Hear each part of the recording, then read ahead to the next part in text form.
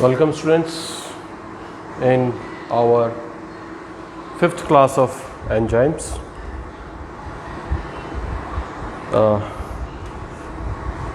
And yesterday we had studied about the active sites of the enzyme and the classifications of enzyme. From today we will start from enzyme kinetics, and in particular we will focus on the Michaelis-Menten enzyme kinetics, which is applicable on non-allosteric enzymes. We will also compare non-allosteric enzymes with allosteric enzymes and how the two enzymes, that is non-allosteric enzymes and allosteric enzymes, differs from each other. So we are starting now enzyme kinetics.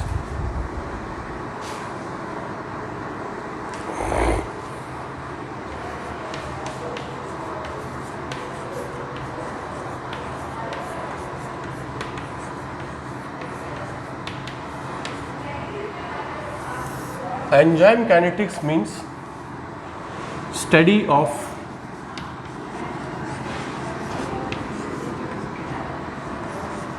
rate of reaction. The enzyme which is catalyzing a reaction, a biological reaction, and we all know that enzyme actually speed up the reaction by decreasing the free energy of activation. So it is actually about the study of the speed, or we can say the velocity of the reaction. Now, suppose there are two different substrate molecules in a solution.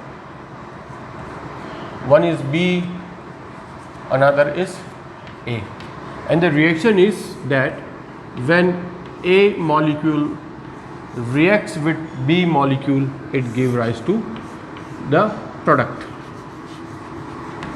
say P molecule.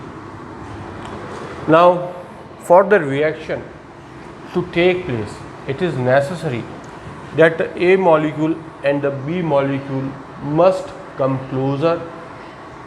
They must collide with each other, so they must have some sufficient amount of kinetic energy.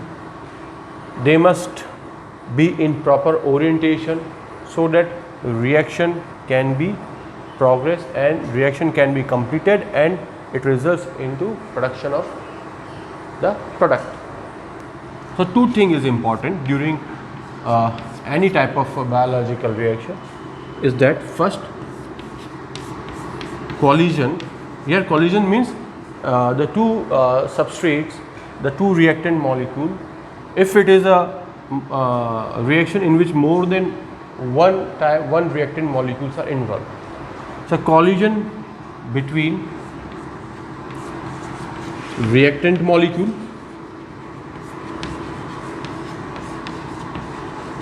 and second, correct orientation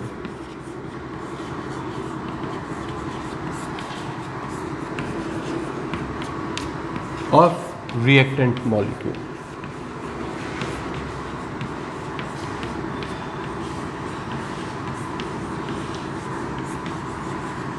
Because molecules are actually made up of atoms. Suppose कि this is A molecule and this is B molecule. So they must come together so that the old bonds must be broken and some new bonds may be synthesized between the molecules of A and B. Suppose this is the exact site on the molecules where reaction must be completed. कि ये एक correct orientation है। अगर इस orientation पर molecules आते हैं ए और बी के, तो रिएक्शन कंप्लीट होगी।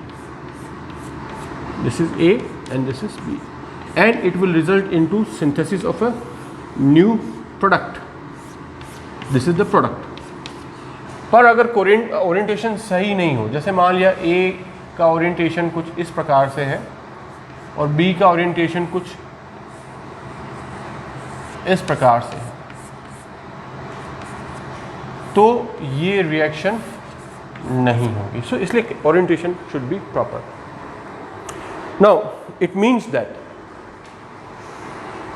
The rate of reaction depends upon two things, that is the collision between reactant molecule, and collision will be maximum if the reactant molecule will be more, or we can say if the concentration of reactant molecule is high, then the chance of collision will be more and the correct orientation of the molecule will be more. So we can say the rate of reaction here totally depends upon the concentration of these reactant molecules.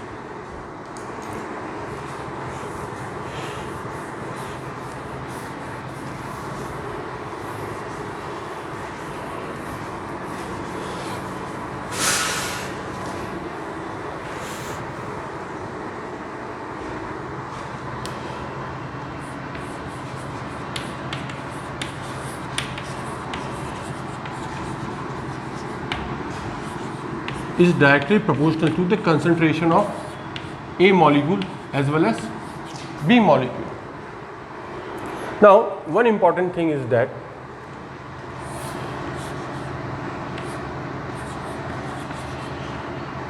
enzyme kinetics also depends upon the reaction order, or we can say enzyme kinetics can be classified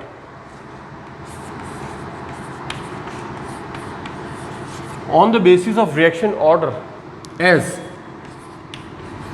single order reaction,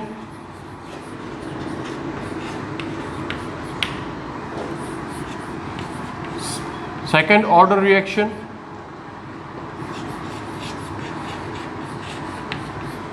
and third order reaction, और zero order reaction.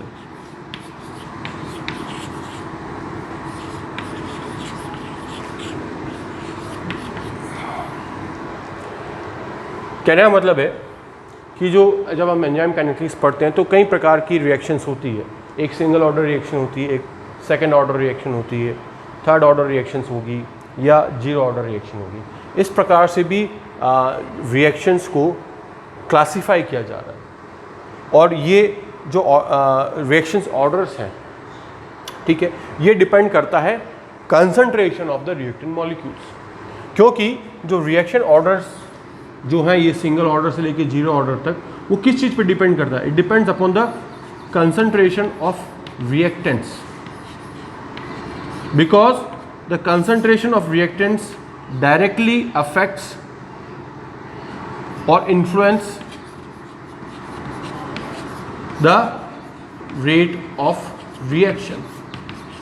ये चीज़ show करती है कि जो reaction की speed है वो प्रभावित होती है रिएक्टेंट्स की कंसंट्रेशन पर, या उनकी सांद्रता कितनी है जो सबस्ट्रेट मॉलिक्यूल में, वो उसको सीधा प्रभावित करते हैं, इफेक्ट करते हैं। और ये देखा गया है कि ज़्यादातर जो रिएक्शन की स्पीड है वो जो रिएक्टेंट्स है उनकी कंसंट्रेशन पर निर्भर करती है, उनके डायरेक्टली प्रोपोर्शन होती है। अगर कंसंट्रेशन ज़्यादा होगी तो स्पीड भी अधिक होगी, अगर कंसंट्रेशन कम है तो रिएक्शन की स्पीड भी कम होगी।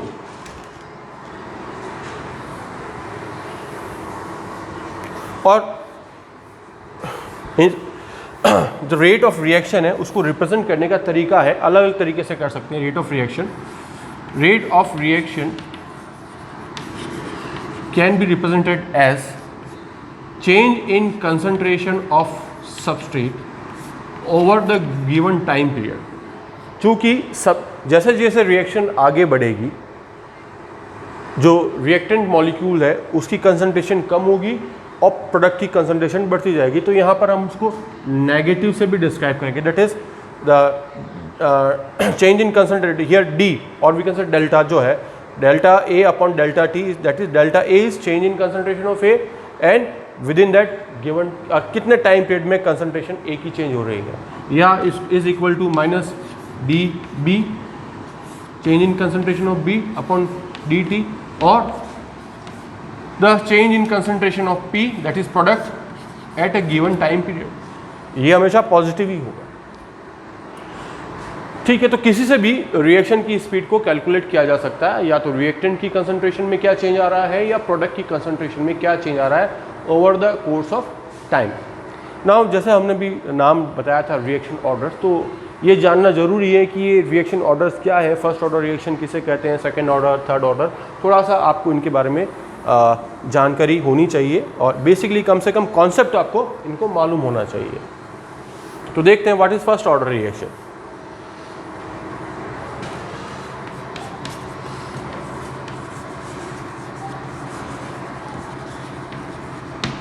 फर्स्ट ऑर्डर रिएक्शन मीन्स ऐसी रिएक्शन जिसमें rate of reaction single substrate पर डिपेंड करती है।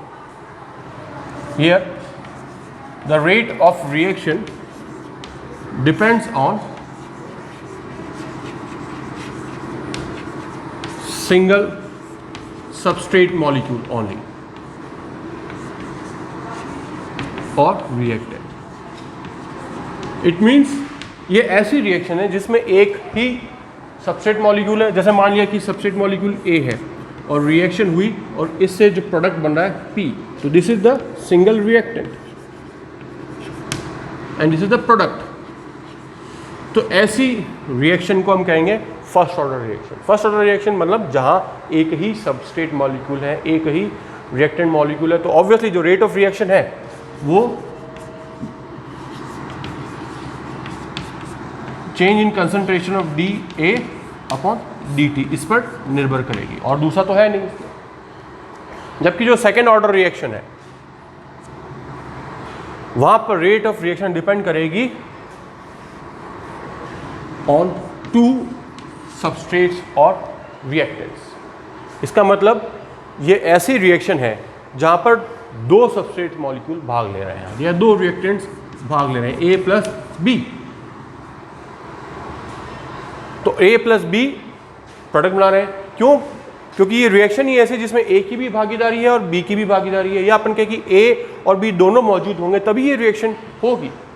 अगर मान लिया ए की कंसंट्रेशन तो अधिक है और बी की कंसंट्रेशन बहुत कम है तो रिएक्शन की स्पीड उतनी नहीं होगी, या ए की कंसंट्रेशन बहुत कम है या बी की कंसंट्रेशन बहुत अधिक है तो भी रिएक्शन अपनी उस स्पीड पर नहीं जा पाएगा जो होनी चाहिए। और दोनों की कंसंट्रेशन समान रूप से अधिक है तो रिएक्शन की स्पीड ज़्यादा होगी। तो यहाँ पर अपन कह सकते हैं कि रेट ऑफ कंसंट्रेशन रिएक्शन दोनों पे डिपेंड करती है, that is on concentration of A as well as concentration of B.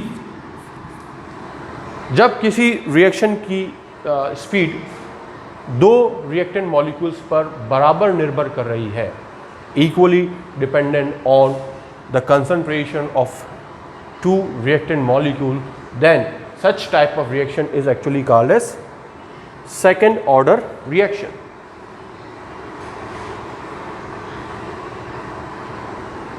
And in real condition the first order and second order,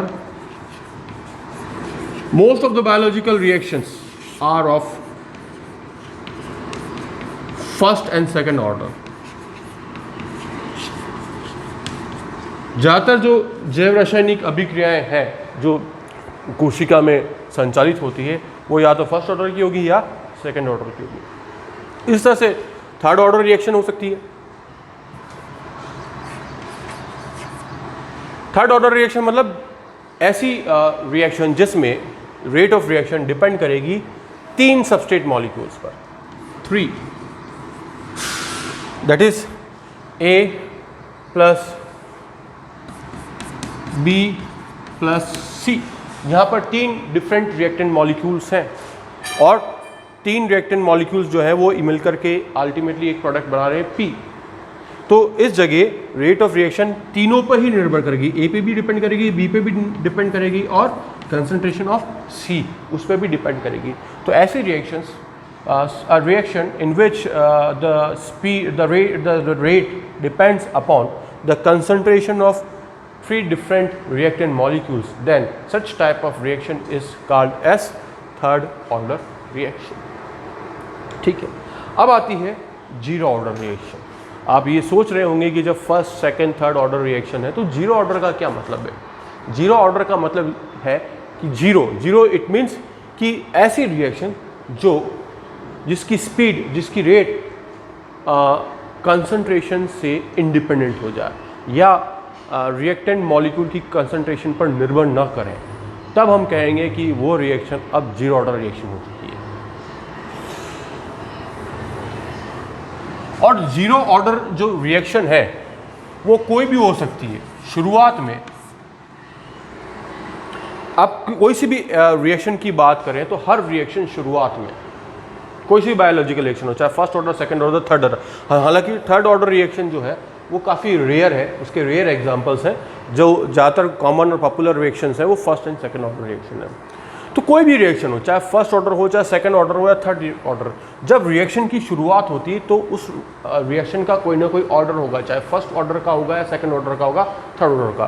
कहना मतलब है चाहे फर्स्ट, सेकंड या थर्ड ऑर्डर हो, इट मीन्स कि रेट ऑफ रिएक्शन शुरुआती दौर में रिएक्टेंट की कंसंट्रेशन पर निर्भर करती है। पर एक समय ऐसा आता है जब रेट ऑफ रिएक्शन कंसंट्रेशन से पे डिपेंड नहीं करेगी या concentration of reactant molecule के independent हो जाएगी। And when such type of condition arises, when the rate of reaction becomes independent from the concentration of the reactant molecule at that particular time period or at that particular point, we can say that now the reaction is of zero order reaction. So let us इसकी definition देख लेते हैं। क्या है zero order reaction means? जब rate of reaction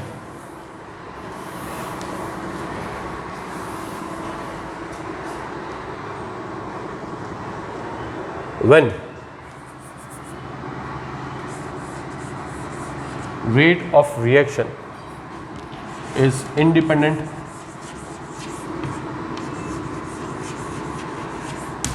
of concentration of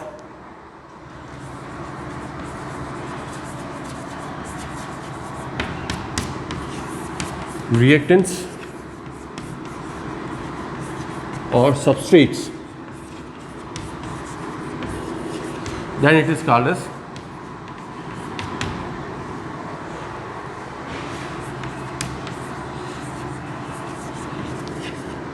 zero order reaction। ठीक है, means जो या यूँ कहे कि जो रेट ऑफ रिएक्शन जो है वो अब कंसंट्रेशन ऑफ प्रोडक्ट्स पे या सॉरी कंसंट्रेशन ऑफ रिएक्टेंट्स, चाहे वो सिंगल रिएक्टेंट हो या दो रिएक्टेंट हो या तीन रिएक्टेंट हो, किसी पर निर्भर ना करें, उस कंडीशन में यह रिएक्शन जीरो ऑर्डर रिएक्शन होगी। ये कंडीशन कैसे आती है वो आप, उसका क्या कारण है वो अपन देख लेते हैं।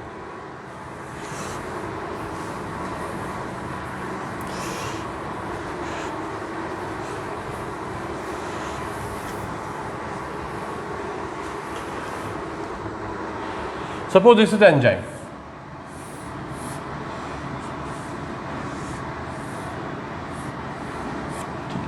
This is the enzyme और ये एंजाइम कैटलाइज करेगा कि A को P में कन्वर्ट करेगा। A क्या है, यहाँ पे रिएक्टेंट है और ये प्रोडक्ट है। Now suppose these are the reactant molecule and this is the active site।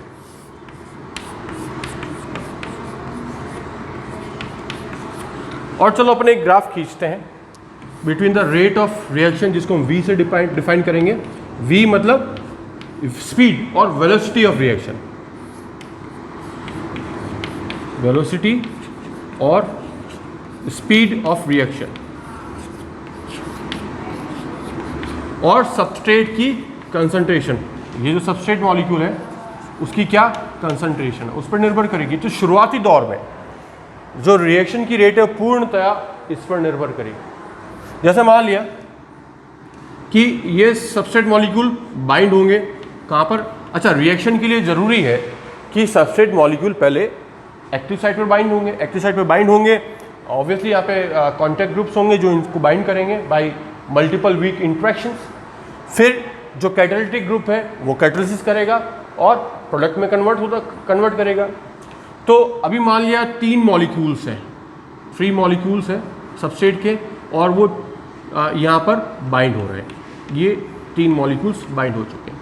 तो जैसे जैसे कंसंट्रेशन, यहाँ 3 मॉलिक्यूल्स थे तो रिएक्शन बड़ी की जो स्पीड है वो इस लीनियर वे में या फिर एक्सपोनेंशियल वे में इंक्रीज होगी। जैसे जैसे 3 से 4 करेंगे तो स्पीड और बढ़ेगी, 4 से 5 मॉलिक्यूल्स होंगे स्पीड और बढ़ेगी, 6 अगर कंसंट्रेशन रिएक्टेंट मॉलिक्यूल्स होंगे तो स्पीड बढ़ती रहेगी। कहने मतलब है कि जैसे जैसे अपन कंसंट्रेशन रिएक्टेंट्स की बढ़ेगी सिस्टम के अंदर तो स्पीड बढ़ती जाएगी। क्यों? क्योंकि अभी रिएक्टेंट्स मॉलिक्यूल के पास सफिशिएंट स्पेस अवेलेबल है एक्टिव साइट में, कि एक्टिव साइट अभी सैचुरेट नहीं हुई है। एक है ना कि ये रिएक्टेंट मॉलिक्यूल सारे के सारे 1 2 3 4 5 6, जैसे ये 6 रिएक्टेंट मॉलिक्यूल्स थे, अब ये 6 के 6 क्या है, ये इसकी एक्टिव साइट पर बाइंड हो गए। अब अपन कहेंगे जब एक्टिव साइट पूर्ण रूप से पूरी तरीके से रिएक्टेंट मॉलिक्यूल से बाइंड हो जाएगी तो we can say now that active site is saturated. Saturated मतलब पूरी तरीके से रिएक्टेंट मॉलिक्यूल द्वारा स्थापित की जा चुकी है, रिएक्टेंट मॉलिक्यूल यहाँ पर पूरी तरह से बाइंड हो चुके हैं। अब इसके बाद अगर रिएक्टेंट मॉलिक्यूल्स की संख्या बढ़ाई जाए या उनकी कंसंट्रेशन इंक्रीज की जाए, और सपोज जब इस कंडीशन में जब एक्टिव साइट सैचुरेट हो गई तो वो एक पर्टिकुलर स्पीड पर होगी, मान लिया वो इस स्पीड पर वर्क कर रही है। स्पीड ये है, क्या स्पीड है इसकी कि इसकी स्पीड है लगभग 10 मॉलिक्यूल्स पर मिनट। स्पीड ये हो गया कि 10 मॉलिक्यूल 1 मिनट में वो रिएक्टेंट के प्रोडक्ट में कन्वर्ट कर रही है। तो वो कहाँ तक थी, यहाँ तक वो अपनी मैक्सिमम स्पीड पर आ गई। अब इसके बाद आप भले ही कितनी ही कंसंट्रेशन बढ़ा दो, जो रिएक्शन की स्पीड है वो अब स्टेबल हो जाएगी, स्टेबल, चाहे कंसंट्रेशन 7 हो, चाहे 8 हो या 9 मॉलिक्यूल्स की हो। अब रेट ऑफ रिएक्शन क्या हो गया, कांस्टेंट हो गई। इस पॉइंट पे भी वही स्पीड है 10 मॉलिक्यूल्स पर मिनट, यहाँ पर भी 10 मॉलिक्यूल्स पर मिनट की स्पीड है। जबकि शुरुआत में क्या थी, यहाँ 3 की स्पीड रही होगी, 3 मॉलिक्यूल्स पर मिनट, फिर 4 रहा होगा, फिर 5 रहा होगा, अल्टीमेटली धीरे धीरे 10 पहुँचा। तो शुरुआत में तो धीरे धीरे स्पीड बढ़ रही थी। उस समय ऑब्वियसली यहाँ जो रिएक्शन ऑर्डर रहा होगा अपन कहेंगे फर्स्ट ऑर्डर रिएक्शन रही होगी, क्योंकि एक ही सबस्ट्रेट मॉलिक्यूल था। अगर 2 होते तो अपन कहते हैं उस समय इससे पहले तक जो रिएक्शन ऑर्डर होगा या तो फर्स्ट ऑर्डर होगा या सेकंड ऑर्डर रहेगा या थर्ड ऑर्डर रहेगा। अगर एक रिएक्टेंट मॉलिक्यूल है तो अपन कहेंगे फर्स्ट ऑर्डर रिएक्शन है, अगर 2 रिएक्टेंट मॉलिक्यूल होंगे तो हम कहेंगे सेकंड ऑर्डर रिएक्शन है, और अगर 3 मॉलिक्यूल्स होंगे सबस्ट्रेट के तो we can say it is third order reaction. But इन सभी केसेस के अंदर उस समय रिएक्शन की जो स्पीड है वो सबस्ट्रेट की कंसंट्रेशन पर निर्भर कर रही थी। पर एक स्टेज ऐसी आएगी जब रिएक्शन की स्पीड कांस्टेंट हो जाएगी, अब उसमें बदलाव नहीं होगा, मतलब वो उससे अधिक नहीं जाएगी, 10 से 11 नहीं होगी। तो जिस समय पर reaction rate of reaction substrate concentration से इंडिपेंडेंट हो जाए, उस पर निर्भर ना करें, तब अपन कहेंगे it is now zero order reaction, zero order reaction. So zero order reaction is achieved when the enzyme is completely saturated with substrate molecule. ये कब अचीव होगी, when enzyme active site is 100% saturated with reactants or substrates, at that time the reaction will be called as zero order reaction. So कुल मिलाकर आपको एक idea generate हुआ होगा कि आपने इस चीज़ को समझा कि what is first order reaction, what is second order reaction, what is third order reaction and the zero order reaction. And when zero order reaction is actually achieved, zero order reaction is achieved when enzyme is completely saturated or enzyme's active site is completely saturated with the substrate, whether substrate are of single type or of two type or of three different type. Now we will move towards Michaelis-Menten equation और हम उसको study करेंगे. और Michaelis-Menten equation को जो है, actually अपन कहते हैं कि माइकलिस-मेंटन काइनेटिक्स जो है वो नॉन एलोस्टिक एंजाइम्स फॉलो करते हैं. तो पहले हम ये देखना चाहेंगे कि ये नॉन एलोस्टिक एंजाइम्स होते क्या हैं और एलोस्टिक एंजाइम्स क्या होते हैं. तो मैं पहले शुरुआत करूँगा with the comparative study of non allosteric enzyme and allosteric enzyme.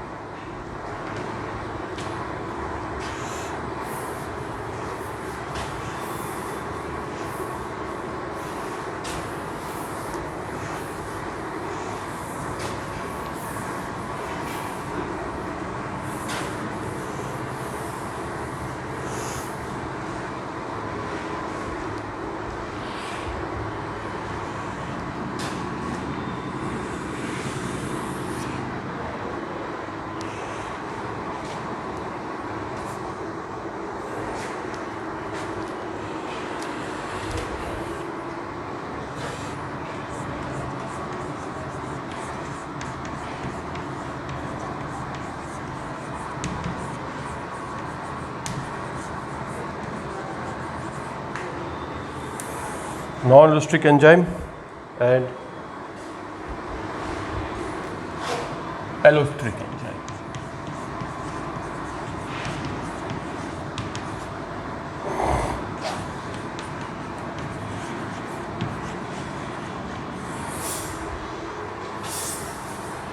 तो पहले हम इन दोनों को कंपैरिजन करेंगे और इस कंपैरिजन से आपको आइडिया लगेगा कि एलोस्टिक एंजाइम की क्या कैरेक्टरिस्टिक है और वही कैरेक्टरिस्टिक जो है वो डिफाइन करती है एलोस्टिक एंजाइम को और नॉन एलोस्टिक एंजाइम को. और इस तरह से एलोस्टिक एंजाइम की क्या कैरेक्टरिस्टिक फीचर है और दोनों की कैरेक्टरिस्टिक फीचर एक्चुअली एक दूसरे का डिफरेंस भी है.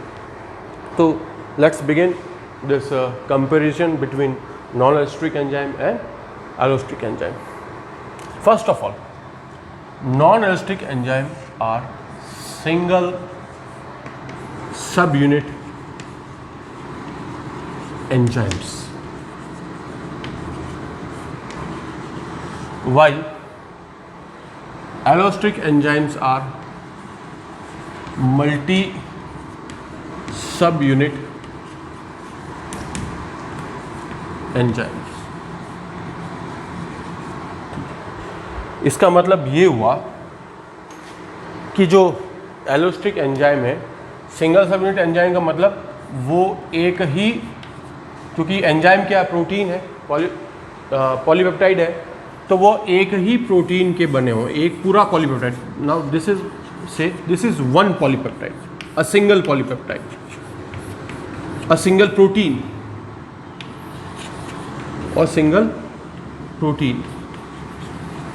क्योंकि अब ये कितना भी अमीनो एसिड लंबा हो, पर अगर ये सिंगल है तो अपन कहेंगे it is a single polypeptide. जो ट्रांसलेशन में एक बार एक समय पर एक साथ बनता है तो अपन कहेंगे सिंगल पॉलीपेप्टाइड. या अपन इसको इस तरीके से रिप्रेजेंट कर रहे हैं, this is a single subunit. इसको अपन ने इस तरीके से रिप्रेजेंट कर दिया. तो सिंगल सबयूनिट मतलब दिस इज वन सबयूनिट. तो नॉन एलोस्टिक एंजाइम सारे एक ही पॉलीपेप्टाइड के बने होते हैं, वो एक पॉलीपेप्टाइड पूरा एंजाइम की तरह काम करेगा. जबकि मल्टी सब यूनिट मतलब एक से अधिक सब यूनिट के बने होते हैं ये एंजाइम्स. जैसे सपोज मान लिया कि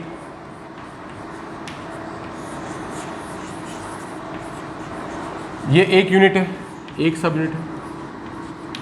इस सब यूनिट का सिंथेसिस अलग होगा। ये एक दूसरी सब यूनिट है, भले ही दोनों एक जैसी भी हो कोई दिक्कत नहीं, पर दो अलग सब यूनिट है। ये एक दूसरा प्रोटीन है, ये एक पॉलीपेप्टाइड है, ये एक दूसरा पॉलीपेप्टाइड है।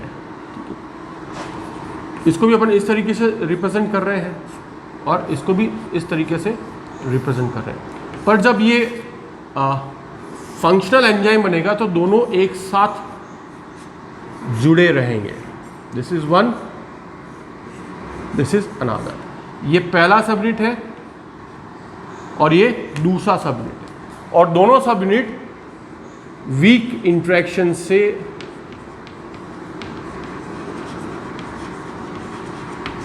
अटैच्ड रहेंगे, मतलब हाइड्रोजन बॉन्ड, हाइड्रोफोबिक इंटरेक्शंस या even disulphide linkage, covalent bond भी हो सकता है इनके अंदर मुख्यतः, पर दोनों एक साथ काम करेंगे। अब यहाँ पर ये enzyme single subunit enzyme as an enzyme work कर रहा है और यहाँ पर ये दोनों एक साथ काम करेंगे।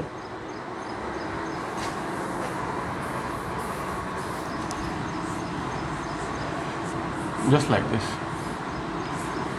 ये दो भी हो सकता है, तीन भी हो सकता है, या चार भी हो सकता है। जैसे हम यहाँ ले लेते हैं चार, बट ये पूरा चार सब यूनिट जो है वो पूरा एक एंजाइम के तौर पे काम कर रहे हैं, है ना। This is a multi subunit enzyme which is called as allosteric enzyme, और we can say multi subunit enzyme. अगर आप प्रोटीन की बात करें तो हीमोग्लोबिन भी मल्टी सब यूनिट होता है, उसके पास चार अलग सब यूनिट होती है। और भी एग्जांपल देख सकते हैं, aspartate,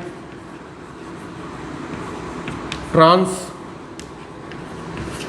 कार्बोमाइलेज is a very well studied allosteric enzyme, या फॉस्फोफ्रुक्टोकाइनेस, फॉस्फोफ्रुक्टोकाइनेस। ये these are some common examples of allosteриc enzymes. Well, majority of enzymes are actually non-allosteриc enzymes. जैसे ग्लूकोकाइनेज हो गया, हेक्सोकाइनेज हो गया, ये सारे के सारे क्या है, एक्चुअली नॉन-allosteरिक एंजाइम है। तो पहली चीज़ क्या है, ये एक सिंगल सब यूनिट एंजाइम है और ये एक मल्टी सब यूनिट एंजाइम है। दूसरा difference,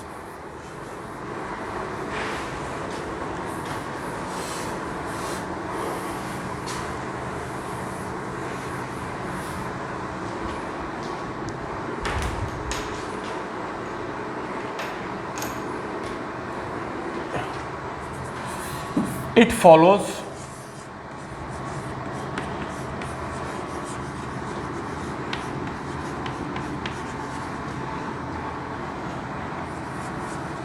Michaelis-Menten equation, or we can say enzyme kinetics, या कहें कि non allosteric enzymes Michaelis Menten enzyme kinetics का पालन करते हैं या फॉलो करते हैं। ये माइकलिस मेंटल इक्वेशन क्या है, ये इसके बाद अपन देखेंगे। जबकि allosteric enzyme Michaelis mental equation का पालन नहीं करते हैं, वो इसको नहीं मानते या इसको फॉलो नहीं करते, doesn't follow.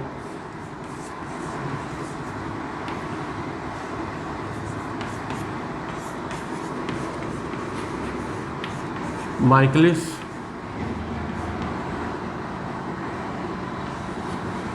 Menten equation.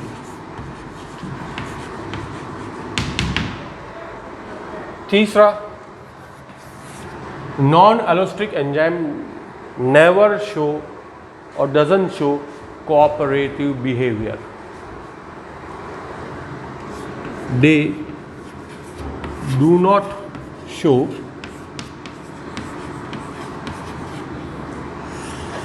cooperative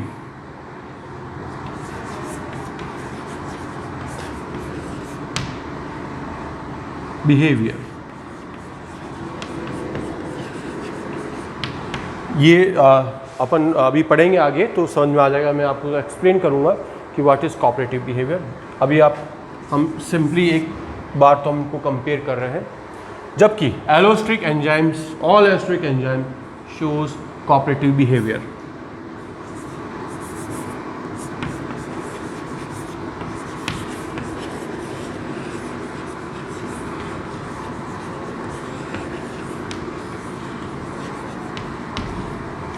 और कोऑपरेटिव बिहेवियर क्यों शो होता है? क्योंकि ये मल्टी सबनेट एंजाइम है। This cooperative behaviour is due to their multi subunit nature, और चूंकि ये सिंगल सबनेट है इसलिए कोऑपरेटिव बिहेवियर शो नहीं करेंगे। और एक से अधिक सबनेट के बने हुए अगर एंजाइम से प्रोटीन से तो उनमें कोऑपरेटिव बिहेवियर होगा। If a graph is plotted between, चौथा जो मेन डिफरेंस है,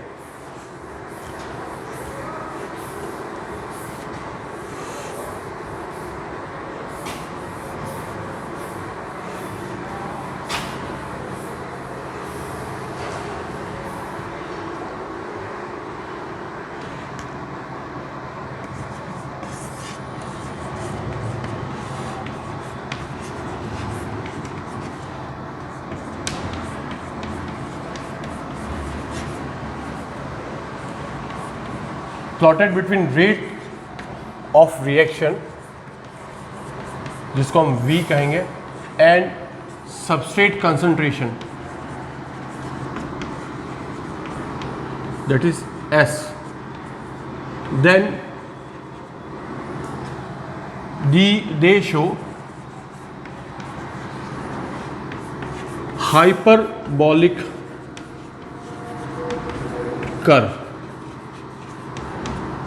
ये अपन कहें कि hyperbolic curve non allosteric enzyme का एक एसेंशियल फीचर है या करेक्टरिस्टिक फीचर है। जैसे मान लिया ये दो एक्सिस ले ली, एक एक्स एक्सिस हो गया, ये वाई एक्सिस हो गया।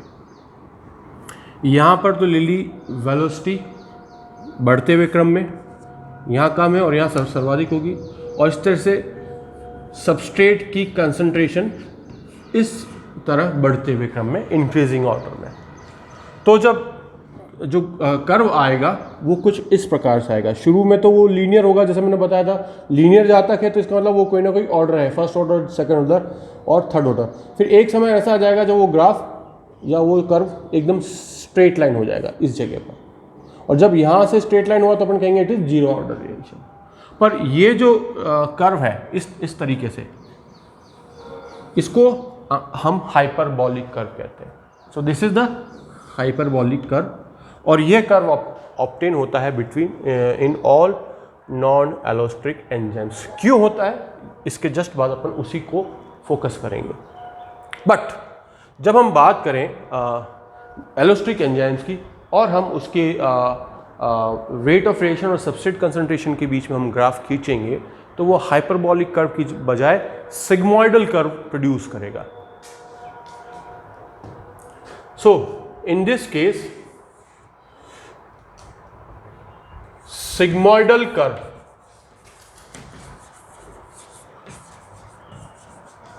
is obtained।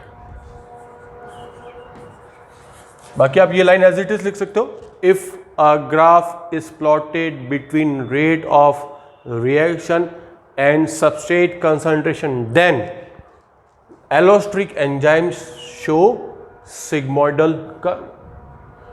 इस टाइप से आप इसको प्रदर्शित करेंगे, रिप्रेजेंट करेंगे। वही सबस्ट्रेट कंसंट्रेशन लिया एक एक्सिस पर बढ़ते हुए क्रम में, और रेट ऑफ रिएक्शन इस एक्सिस पर बढ़ते हुए क्रम में, और यहाँ पर जो ग्राफ आएगा वह कुछ इस प्रकार आएगा कि शुरुआत में तो वो लीनियर नहीं होगा, धीरे धीरे बढ़ेगा और फिर एकदम से बढ़ेगा, और एकदम से बढ़ने के बाद फिर वह पुनः स्ट्रेट लाइन हो जाएगा। तो ये एस शेप कर्व हुआ कि नहीं हुआ, एस, तो इसको कहा जाता है सिग्मोइडल कर्व। हालांकि अंतर है कि यहाँ पर शुरुआत में जो रिएक्शन है शुरू से ही एकदम से तेज बढ़ती है, जबकि यहाँ पर इस फेज में रिएक्शन थोड़ी स्लो है।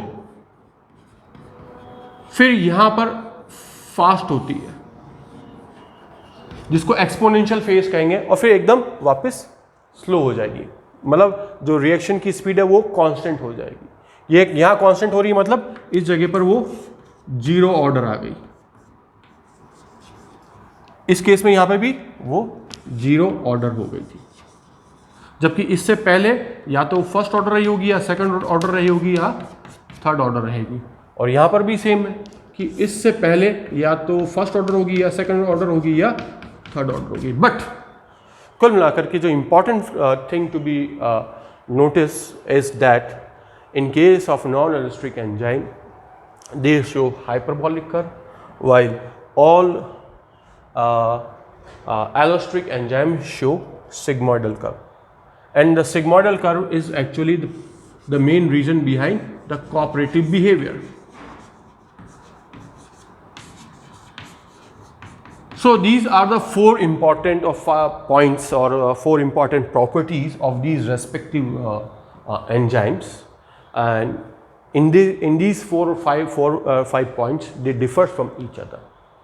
Now हम सीधा आते हैं कि क्यों यहाँ पर हाइपरबॉलिक कर्व आ रहा है और क्यों यहाँ पर सिग्मोइडल कर्व आ रहा है, with once again the comparative analysis between non-allostric enzyme and allostric enzyme with respect to their hyperbolic curve and sigmoidal curve.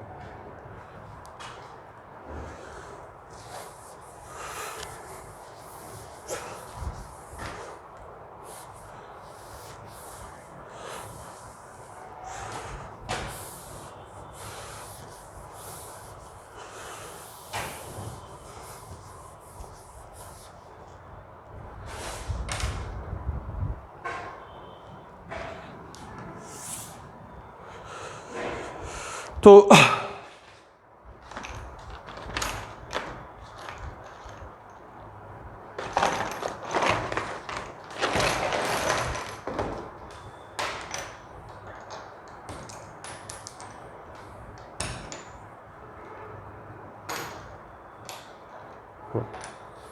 चलिए देखते हैं नॉन एलोस्टिक एंजाइम का हाइपरबॉलिक कर्व। तो अगेन नॉन एलोस्टिक एंजाइम क्या है? एक सिंगल सब यूनिट एंजाइम है। This is the single subunit enzyme. यह इसकी एक्टिव साइट है, एक्टिव साइट दिस इज। और मान लिया यह इनके सबस्ट्रेट मॉलिक्यूल है। These are the substrate molecule, say A. ठीक है। सपोज अभी एट प्रेजेंट टाइम दो A मॉलिक्यूल हैं, तो वो यहां पर बाइंड होंगे,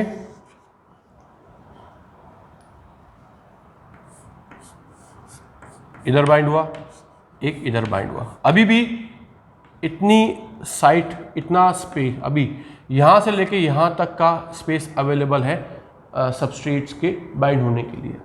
और फिर हम कंपेयर भी करते हैं साथ साथ रेट ऑफ रिएक्शन। अभी मान लिया कंसंट्रेशन इतनी थी, मतलब दो मॉलिक्यूल्स के आसपास थी, तो रेट ऑफ रिएक्शन कुछ यहां तक बढ़ी, रिएक्शन स्टार्ट होगी, यहाँ के कैटालिटिक ग्रुप्स ने इनको प्रोडक्ट में कन्वर्ट करना स्टार्ट कर चुके हैं, तो रिएक्शन धीरे धीरे बढ़ेगी। फिर हमने कंसंट्रेशन और इंक्रीज करी, ये दो मॉलिक्यूल्स और लिए, और वो बाइंड होंगे इस जगह पर, ये बाइंड हुए, वंस ए, ठीक है। तो लगभग 4 मॉलिक्यूल्स आ गए, तो कंसंट्रेशन और जो स्पीड है, रिएक्शन की स्पीड है, वो धीरे धीरे बढ़ती जा रही है। चूंकि यहाँ पर एक ही प्रकार का सबस्ट्रेट मॉलिक्यूल है, तो अभी जो ऑर्डर चल रहा है रिएक्शन का वो कौन सा है? First order.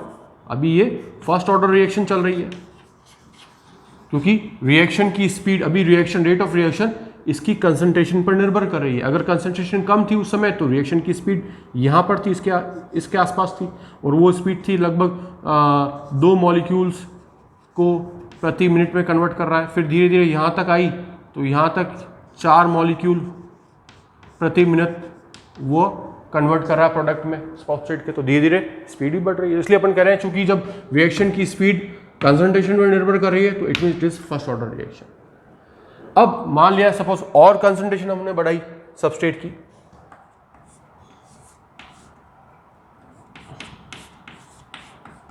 और वो यहां पर बाइंड हुए, यहां बाइंड हो गया और यहां बाइंड हो रहा है, तो स्पीड और बढ़ गई,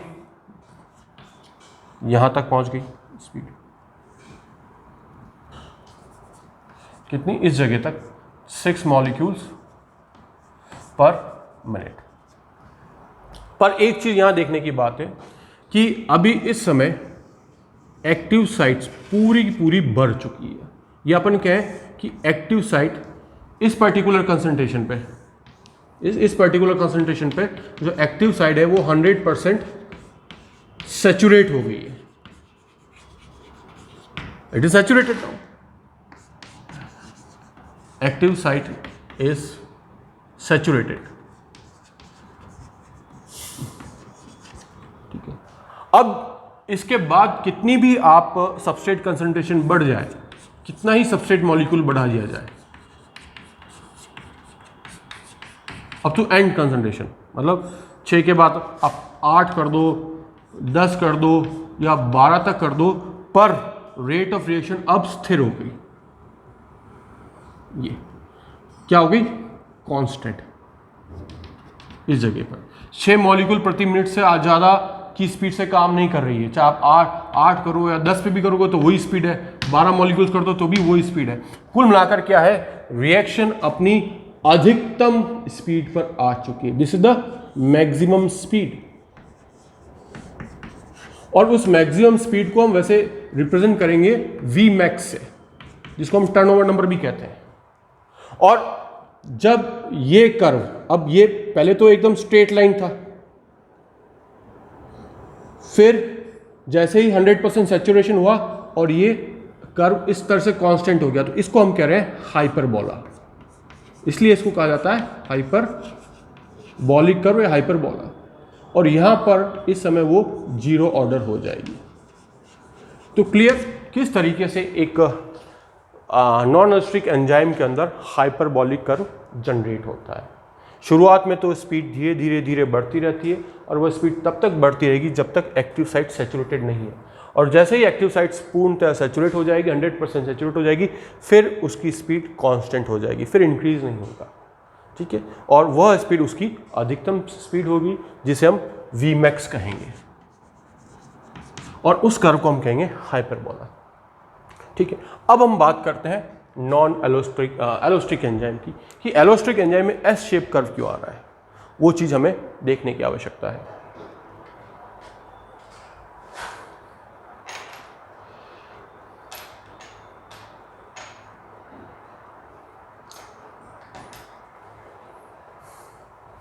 now, जैसे कि मैंने बताया कि एलोस्टिक एंजाइम जो होता है वो मल्टी सबयूनिट एंजाइम होते हैं, वो एक से अधिक सबयूनिट के बने होते हैं। जैसे सपोज यहाँ हम 4 सबयूनिट का एक एंजाइम ले रहे हैं,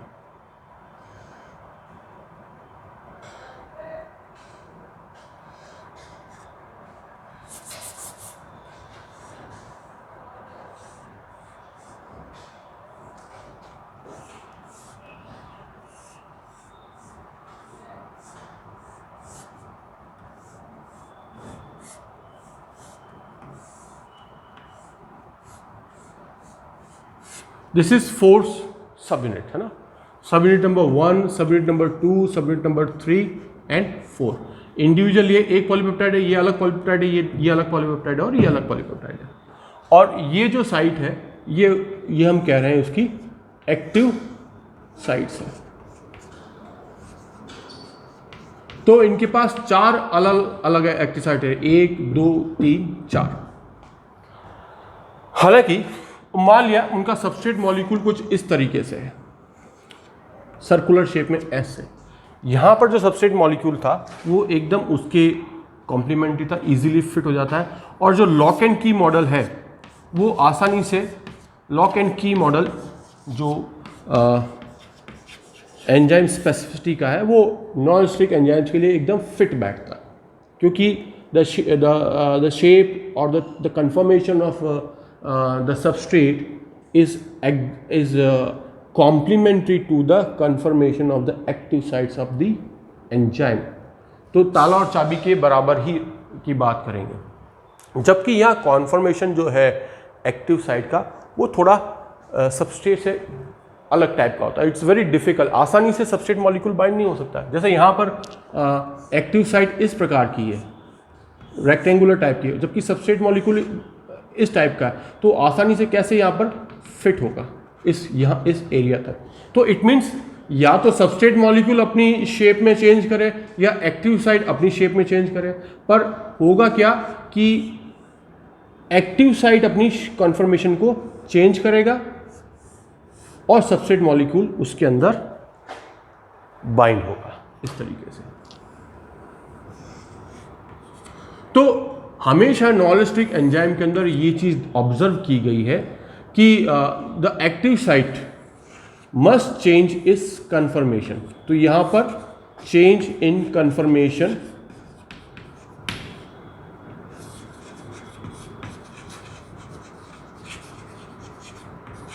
ऑफ एक्टिव साइट.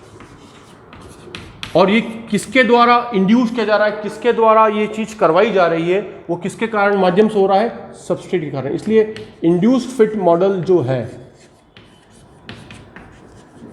वो ज़्यादातर एलोस्टिक एंजाइम के लिए सटीक बैठता है. इंड्यूस फिट का मतलब ये होता है कि एंजाइम का एक्टिव साइट उस सबस्ट्रेट के कंपेटेबल नहीं है और सबस्ट्रेट उस एक्टिव साइट में थोड़ा चेंज ले इंड्यूस करता है. और वो इंड्यूस क्या है कि इसके अमीनो एसिड्स का जो अरेंजमेंट है वो थोड़ा सा चेंज हो जाएगा in the molecule in this subunit. खैर, एक बात तो ये रही, इंपॉर्टेंट बात है, ये जो ये भी एक डिफरेंस है नॉन-एलेस्टिक एंजाइम और एलोस्टिक एंजाइम के अंदर. अब मान लिया अगेन द सेम थिंग कि हम जब रेट ऑफ रिएक्शन की बात करेंगे, सबस्ट्रेट कंसंट्रेशन और रेट ऑफ रिएक्शन यहाँ पर, तो मान लिया कि शुरुआत में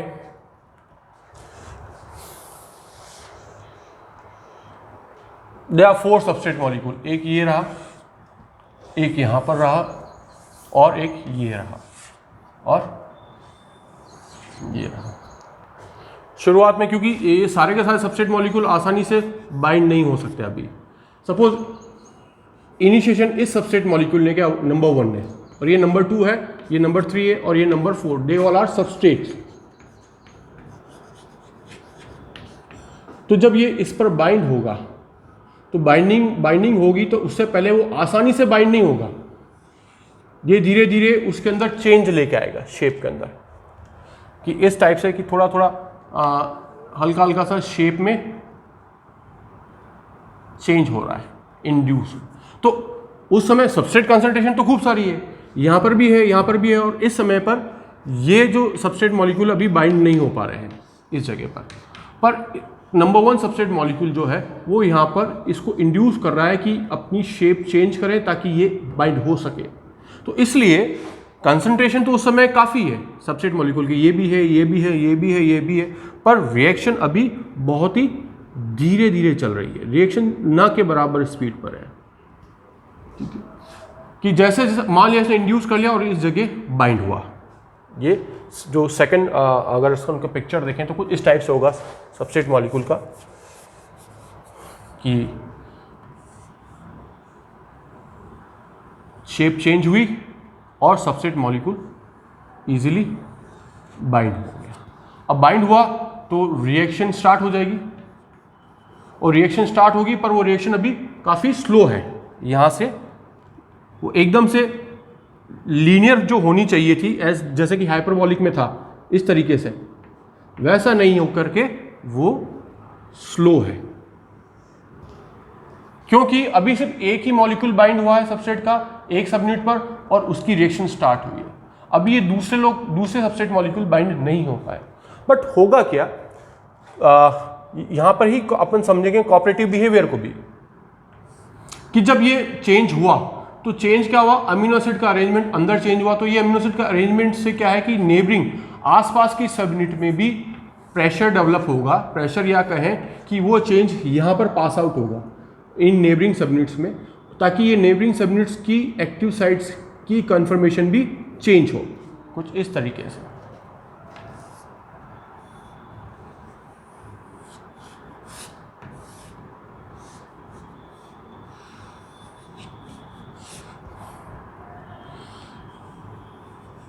This was the first substrate molecule.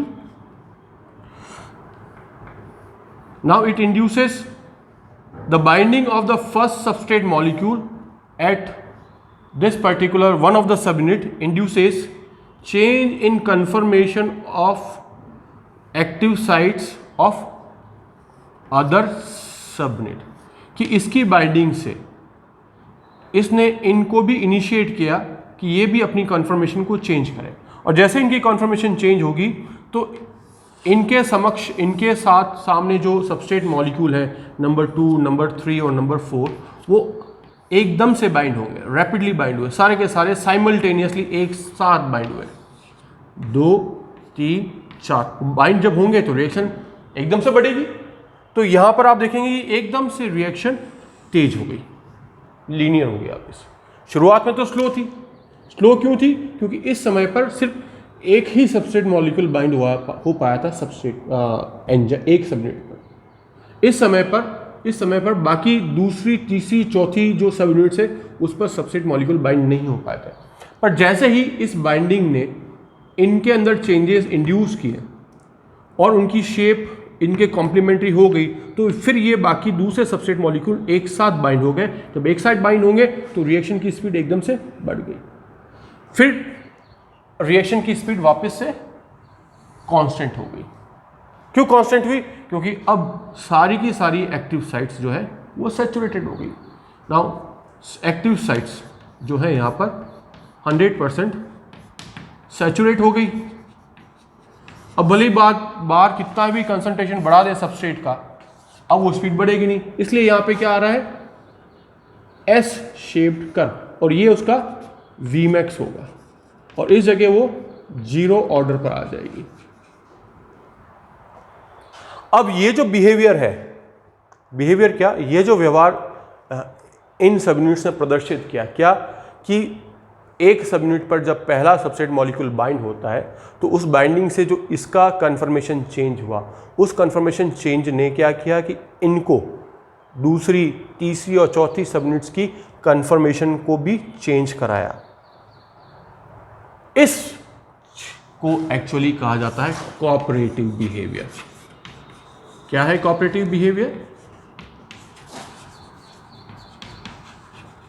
या सिंपल भाषा में अगर मैं आपको सिंपल वर्ड्स में मैं आपको समझाना चाहूँ तो कोऑपरेटिव बिहेवियर मतलब कि जब कोई एक एलोस्ट्रिक एंजाइम्स के केस में, जो कि मल्टी सबयूनिट एंजाइम्स होते हैं, जब वो रिएक्शन में इन्वॉल्व होते हैं तो क्योंकि उनके अंदर क्या है कि जो सबस्ट्रेट जो एक्टिव साइट है और सबस्ट्रेट कंपेटिबल नहीं होते हैं, तो आसानी से बाइंड नहीं हो सकते। पर जब एक सबस्ट्रेट मॉलिक्यूल शुरुआत में जो सबसे पहले जो सबस्ट्रेट मॉलिक्यूल किसी एक सबयूनिट पर बाइंड होगा, तो बाइंड होने से क्या है कि वो उस सबयूनिट की कॉन्फर्मेशन में चेंज करेगा। अब उसके कारण क्या है कि अमीनो एसिड्स का जो अरेंजमेंट है स्पेस के अंदर वो चेंज होगा, तो वो जब चेंज होगा तो वह चेंज दूसरी सबयूनिट्स पर भी जाएगा। वो उन पर उन पर प्रेशर देगा या उनको वो चेंज करने के लिए मजबूर करेगा कि आप भी अपनी सबयूनिट के अंदर चेंज लेके आओ। और ये जो चेंज आ रहा है नेबरिंग सबयूनिट्स, जो पड़ोसी सबयूनिट्स के अंदर जो एकदम चेंज आ रहा है, किसके कारण? पहली वाली सबयूनिट के कारण। उसी को हम कोऑपरेटिव बिहेवियर कहते हैं। तो obviously it is clear now that cooperative behaviour सिर्फ और सिर्फ एलोस्ट्रिक एंजाइम ही हो सकता है, क्योंकि वो मल्टी सबयूनिट एंजाइम है। जहाँ एंजाइम सिंगल सबयूनिट है तो वहाँ किसी और दूसरी सबयूनिट से उसको सहयोग की आवश्यकता नहीं है। तो यहाँ पर पहली सबयूनिट दूसरी, तीसरी और चौथी सबयूनिट को सहयोग कर रही है कि वह भी अपने सबस्ट्रेट मॉलिक्यूल से बाइंड हो। कॉपरेशन मतलब क्या? सहयोग। So this help initiated by the number 1 subunit to its neighboring 2, 3rd and 4th subunit so that they can easily bind with their substrate molecule is called as cooperative behavior. So cooperative behavior is actually the change in conformation of the neighboring subunits that is 2, 3, 4 induced by binding of one of the substrate molecule to the first subunit, and ultimately it leads to binding of substrate to other subunit as well. पर इससे clear है कि ये जो curve आएगा इसको हम कहेंगे एस शेप्ड कर्व और सिग्मोइडल कर्व। और इसी कोऑपरेटिव बिहेवियर के कारण क्या है, यहाँ पर एकदम से स्पीड बढ़ गई। सो आपको क्लियर हुआ होगा कि क्या डिफरेंस है नॉन-एलोस्टिक एंजाइम में और एलोस्टिक एंजाइम के अंदर। नॉन-एलोस्टिक एंजाइम में किस तरीके से हाइपरबॉलिक कर्व आता है और एलोस्टिक एंजाइम में किस तरीके से सिग्मोइडल कर्व आता है और क्या कारण है, ठीक है। और व्हाट इज कोऑपरेटिव बिहेवियर, ये कोऑपरेटिव बिहेवियर हो गया। और इस कोऑपरेटिव बिहेवियर से किस तरीके से यहाँ पर ये आसानी से बाइंड हो सकते हैं। नाउ हम इसी कोऑपरेटिव बिहेवियर को जब स्टडी कर रहे हैं तो आगे बढ़ते हुए हम इस कोऑपरेटिव बिहेवियर भी दो प्रकार का हो सकता है। ये कोऑपरेटिव बिहेवियर पॉजिटिव भी हो सकता है और ये कोऑपरेटिव बिहेवियर नेगेटिव भी हो सकता है। तो let's have a look on the two different type of cooperative behaviour, that is the positive cooperative behaviour and the negative cooperative behaviour.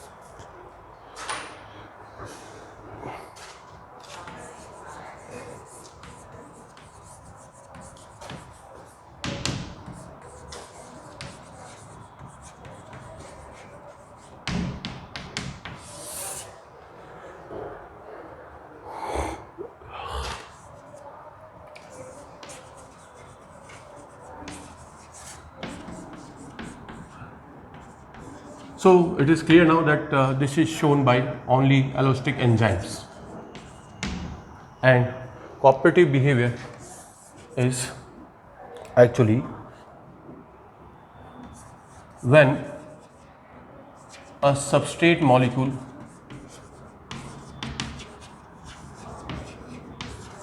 binds to very first subunit of allosteric enzyme, then it induces changes in the spatial conformation of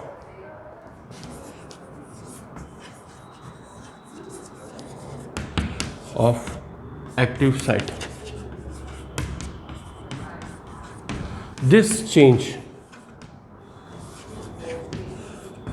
in one of the subunit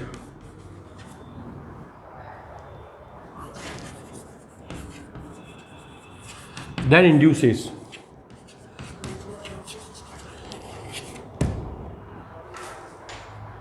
changes in the active sites conformation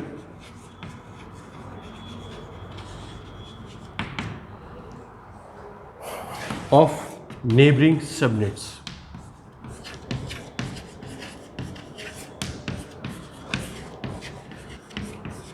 And this change is called as, and this change is called as cooperative behavior, CB.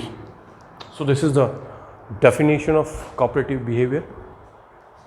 कुल मिलाकर के वापस से जो इसका अर्थ वही है जो मैंने आपको पहले बताया था कि जब किसी एक सब यूनिट पर सर्वप्रथम एलोस्टिक एंजाइम पे सबसे पहले किसी सब यूनिट पर कोई सबस्ट्रेट मॉलिक्यूल बाइंड करेगा तो वो उसकी एक्टिव साइट को इंड्यूस करेगा कि थोड़ी सी अपनी शेप चेंज करे। जब वो शेप चेंज होगा तो वह चेंज जो है उसका असर पास की नेबरिंग सबयूनिट्स पर भी होगा और वह असर ऐसा होगा कि वह उनकी एक्टिव साइट्स का शेप भी चेंज होगा। तो जब ये शेप चेंज होगा तो उस चेंज इन शेप जो नेबरिंग सबयूनिट्स की जो शेप चेंज हो रही है किसके कारण? पहली सब यूनिट के कारण। क्यों हुई? क्योंकि उस पर सबस्ट्रेट मॉलिक्यूल बाइंड हुआ। तो this change in shape is actually called as cooperative behaviour, and it is the main reason behind the sigmoidal curve obtained in allostric enzymes. Now, further, cooperative behavior is of two types.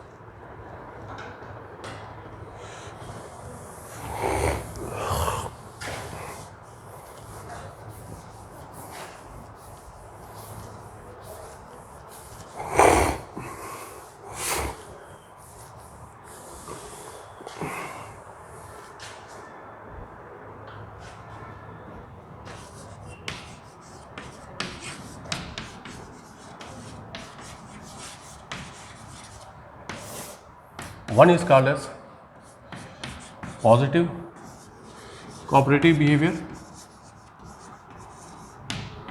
and another one is called as negative cooperative behavior.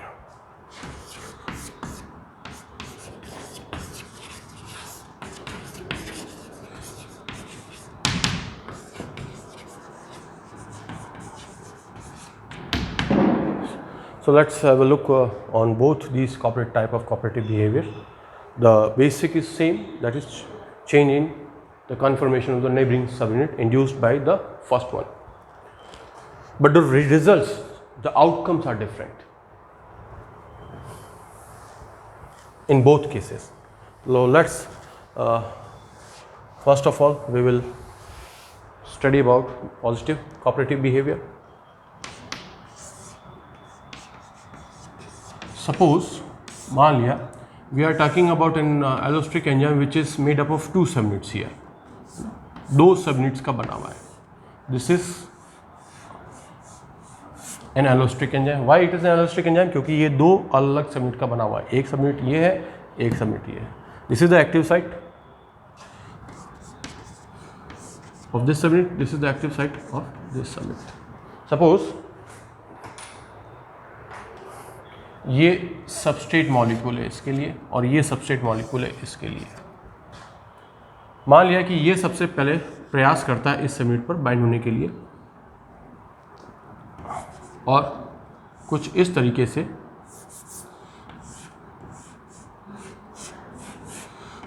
इसको पर numbering रहते हैं. This is number 1 subunit, this is number 2 subunit, this is number 2 subunit, this is number 1 subunit.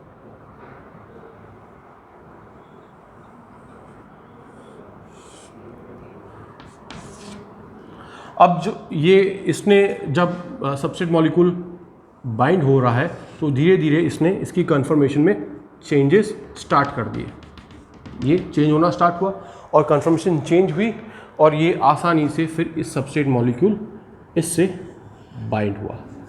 क्योंकि जब इसकी conformation में change हुआ तो अमीनो एसिड्स का जो अरेंजमेंट था स्पेस के अंदर वो चेंज हुआ होगा.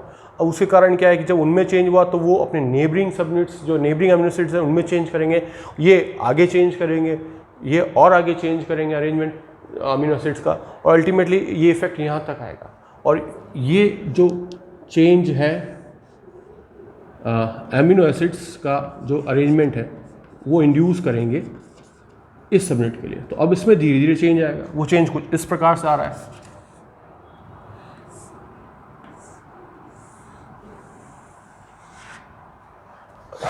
अभी यहाँ पर ये बाइंड नहीं हो पा रहा है इस जगह पर.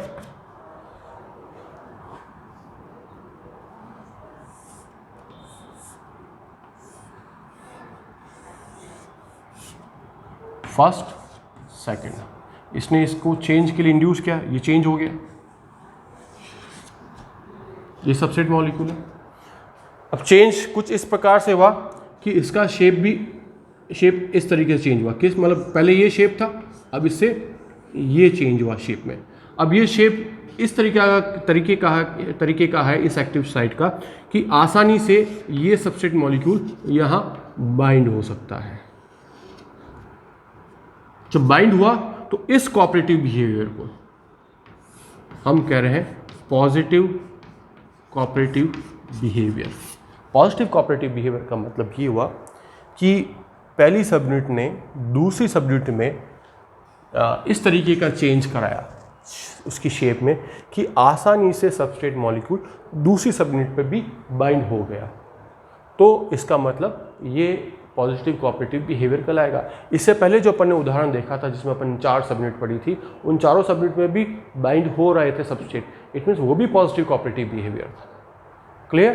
तो पॉजिटिव कोऑपरेटिव बिहेवियर मतलब कि अगर एक सब यूनिट में चेंज हुआ, सबस्ट्रेट बाइंड हो रहा है, तो जो उसके अलावा जो दूसरी सब यूनिट्स है उनमें भी जो चेंज ऐसा हो जिसके कारण क्या है कि वही सबस्ट्रेट मॉलिक्यूल अदर सब यूनिट्स पर भी बाइंड हो जाए। अगर ऐसा होता है तो हम उसे पॉजिटिव कोऑपरेटिव बिहेवियर कहेंगे।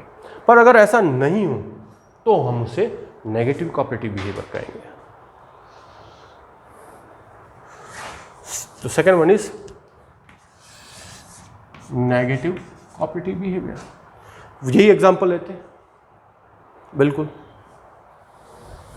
यहां तक the same example once again कि सपोज दीज आर 2 सब यूनिट्स, ये सबस्ट्रेट है, ये सबस्ट्रेट है। सबसे पहले सबस्ट्रेट पहली सब यूनिट में बाइंड होता है, वो सक्सेसफुली बाइंड हो गया, उसने इसके अंदर चेंज किया। अब ये चेंज क्या होगा, यहाँ तक पास आउट होगा और ये इसको इंड्यूस करेगा चेंज करने के लिए। पर चेंज कुछ डिफरेंट टाइप से हुआ, चेंज कुछ इस प्रकार से हुआ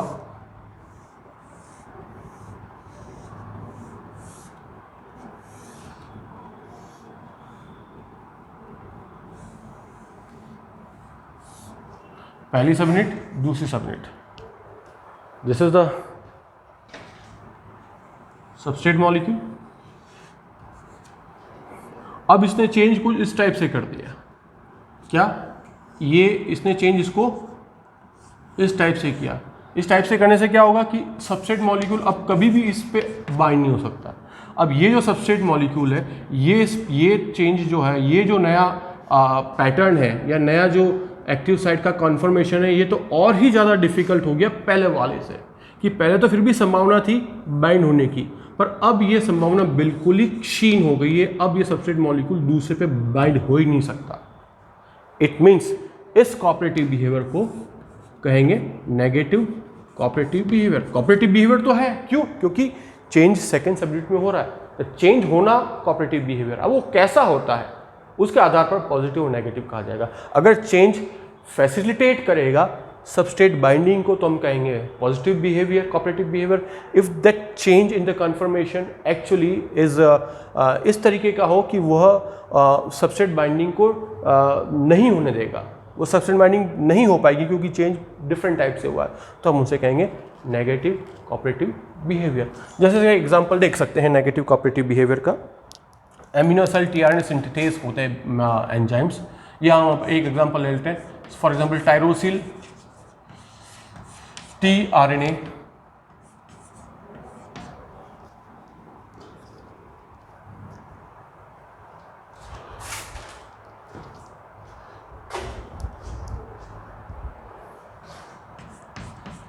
सिंथेसिस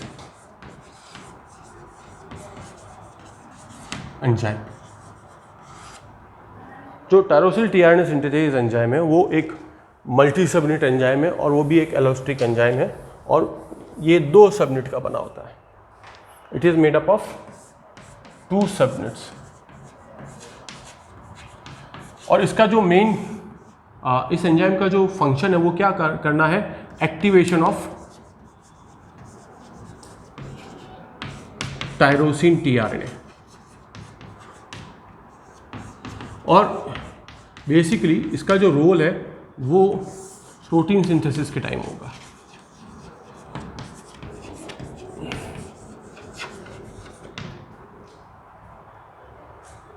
ठीक है। अब इसके जो सबस्ट्रेट हैं, इसके 2 सबस्ट्रेट हैं। एक तो होगा टायरोसिल टीआरएनए सिंपली, जो एक अनचार्ज टीआरएनए है,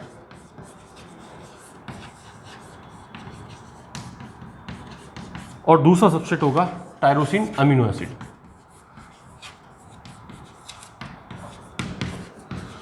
एक्चुअली क्या होता है कि हर टीआरएनए का एक स्पेसिफिक टीआरएनए होता है, वो एक स्पेसिफिक अमीनो एसिड से ही बाइंड होता है।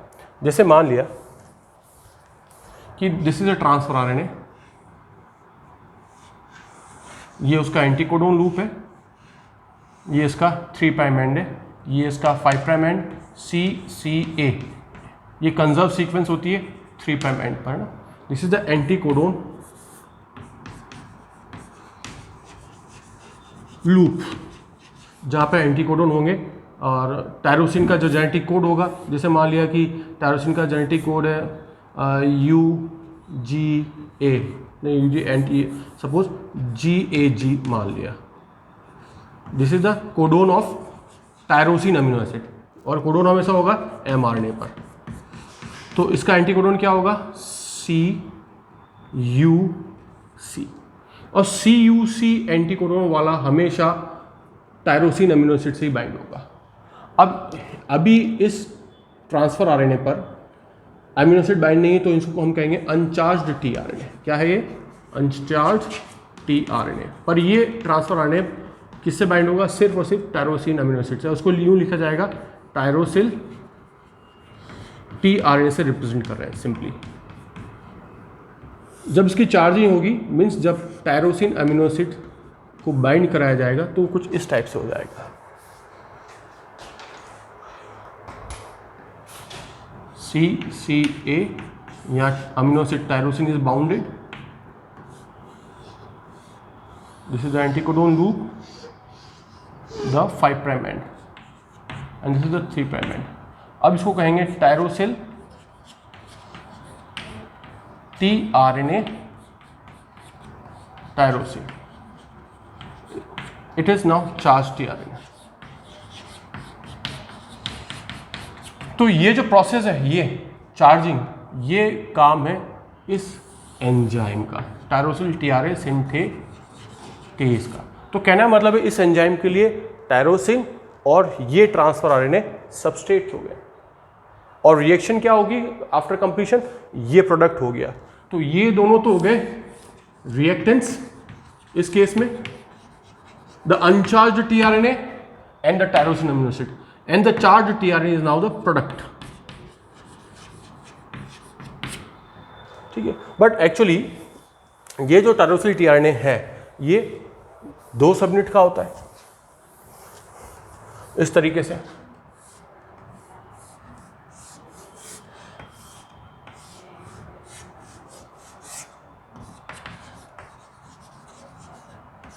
टीआरएनए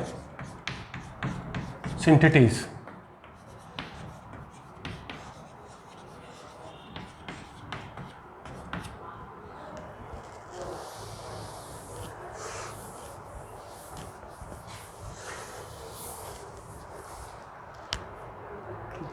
अब मान लिया कि अब इसके पर दोनों ही सबयूनिट्स पर इसके सबस्ट्रेट आएंगे, एक इधर आ गया सबस्ट्रेट, सपोज इस टाइप से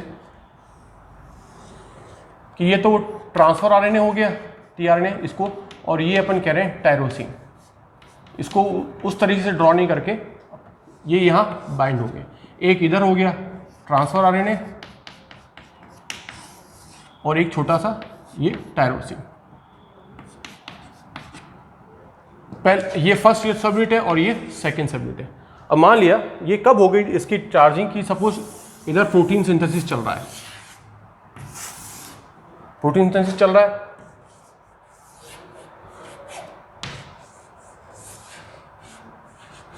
और यहां पर ऑलरेडी ये पॉलीपेप्टाइड चेन बन रही है, एन टर्मिनल टू ये ई साइट होगा, ये पी साइट होगा और ए साइट है, और यहां पर वो GAG कोडोन अभी अवेलेबल है।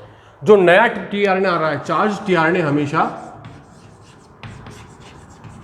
वो इस एंड पर आएगा। तो GAG कोडोन आ गया है, कोडोन किसका है, टायरोसिन का। तो इस समय ये टीआरएनए चाहिए, चार्ज टीआरएनए, जो फिर यहां पर आए। अब कोडोन एक ही है तो एक ही टीआरएनए आना चाहिए, चार्ज टीआरएनए चाहिए, 2 तो आने नहीं चाहिए। पर जब ये रिएक्शन इनिशिएट होगी, अब टायरोसिल टीआरएनए जब चार्जिंग करेगा तो क्या करेगा कि यहाँ पर इसने अपना शेप चेंज किया, फर्स्ट सबयूनिट है, जिससे कि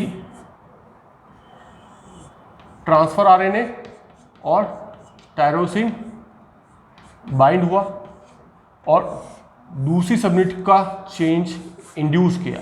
पर वो इंड्यूस कुछ इस प्रकार से हुआ, जिससे क्या है कि इस यूनिट की जो टीआरएनए है और टायरोसिन जो है अब वो बाइंड नहीं हो पाएंगे क्योंकि ये नेगेटिव कोऑपरेटिव बिहेवियर। और अल्टीमेटली जब इसका प्रोडक्ट बनेगा तो प्रोडक्ट वही बना CCA और tyrosine.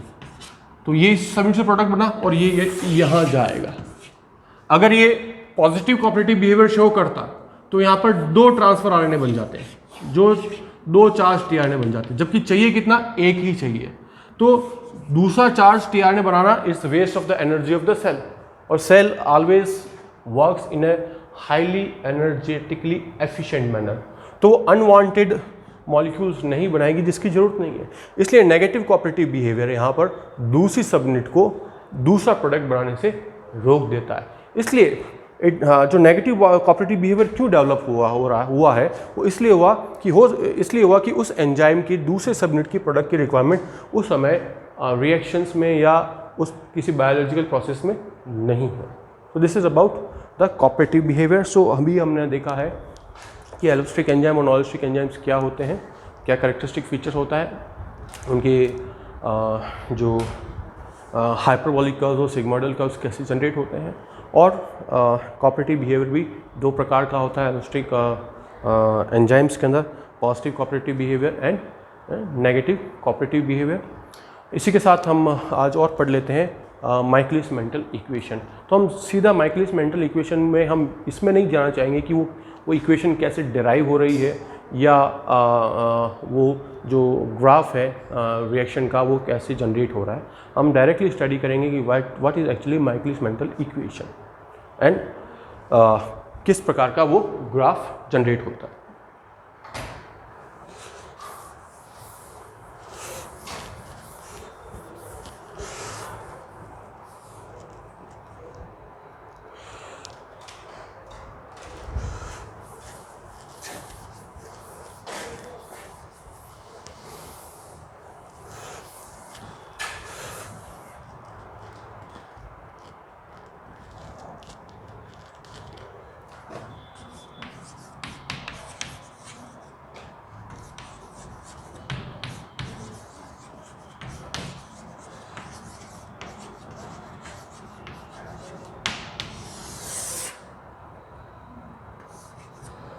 Followed by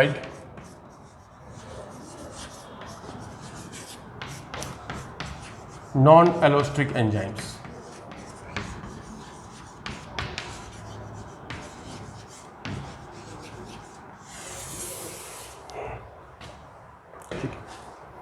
Now the equation is V is equal to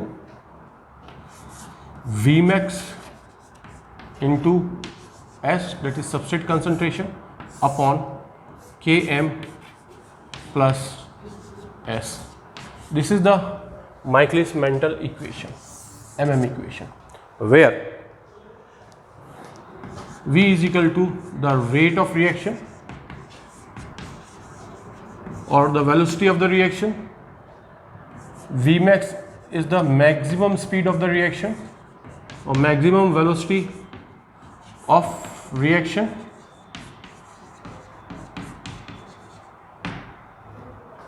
S is the substrate concentration and Km is Michaelis Menten constant. और इस इक्वेशन को हम ग्राफ पर अगर उतारें तो कुछ इस प्रकार से होगी। मैं इक्वेशन को यहाँ लिख देता हूँ, V is equal to Vmax into S and Km plus S।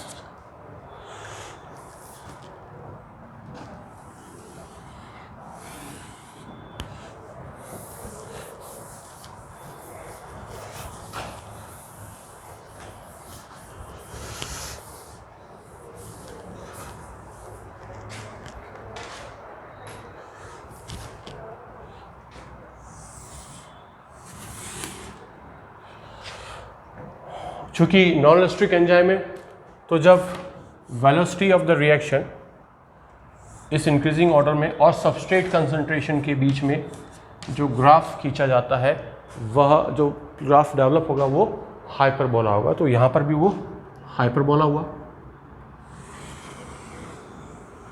ये हाइपरबोला। नाउ ये जो इस हाइपरबोला में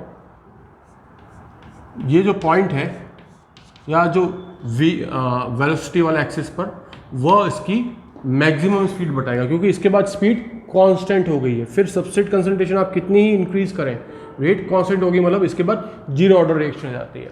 तो इस पॉइंट को कहा जाता है वी मैक्स। मतलब वी मैक्स मतलब वह स्पीड जहां पर वह एंजाइम अपनी मैक्सिमम कैपेसिटी से रिएक्शन को कैटलाइज कर रहा है।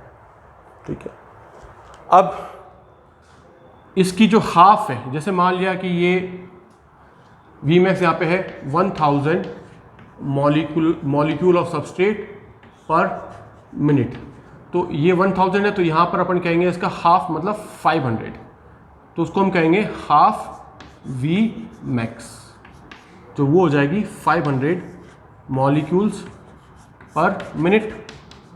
तो जब हाफ मिनट, अब ये हाफ जो स्पीड है रिएक्शन की, हम जानना चाहते हैं कि वो किस सबस्ट्रेट कंसंट्रेशन पे, तो उसके लिए क्या करेंगे, हम एक परपेंडिकुलर ड्रॉ करेंगे इस हाइपरबोला पर, और फिर हाइपरबोला से एक परपेंडिकुलर ड्रॉ करेंगे सबस्ट्रेट कंसंट्रेशन के ऊपर।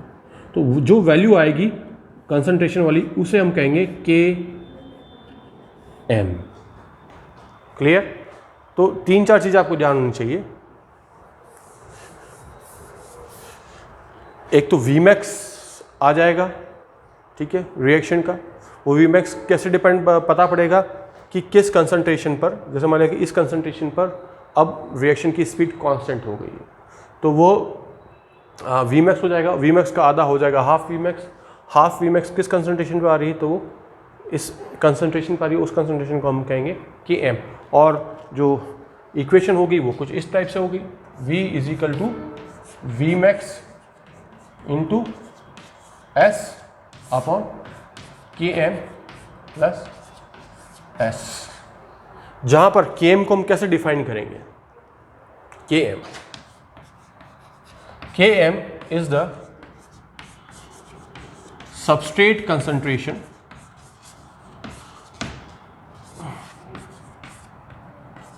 at which reaction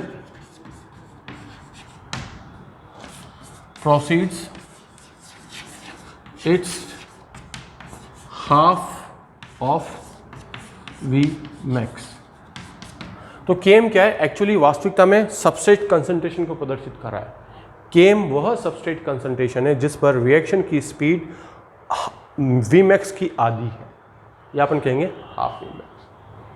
अब के एम और वी मैक्स एक इम्पॉर्टेंट टर्म्स हैं किसी भी एंजाइम्स को डिस्क्राइब करने के लिए, या अपन कहें कि के एम और वी मैक्स जो है वो एंजाइम के स्पेसिफिक प्रॉपर्टीज़ हो गई है कि और ये सिग्निफिकेंस शो करती है।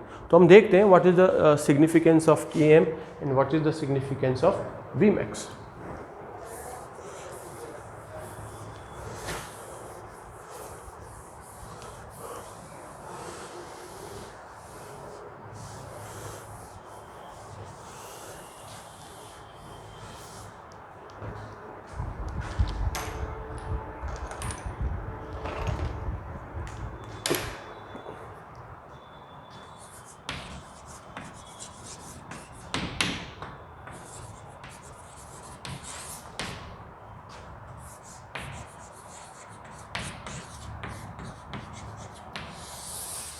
First, Km describes the affinity of enzyme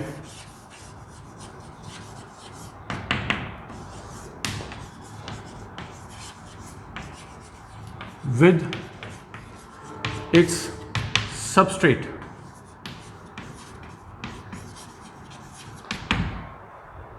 means केम एक तरह से एंजाइम की जो सबस्ट्रेट के प्रति जो एफिनिटी है, या सबस्ट्रेट के लिए वो कितना उसकी नज़दीकी है सबस्ट्रेट से, वो प्रदर्शित करता है।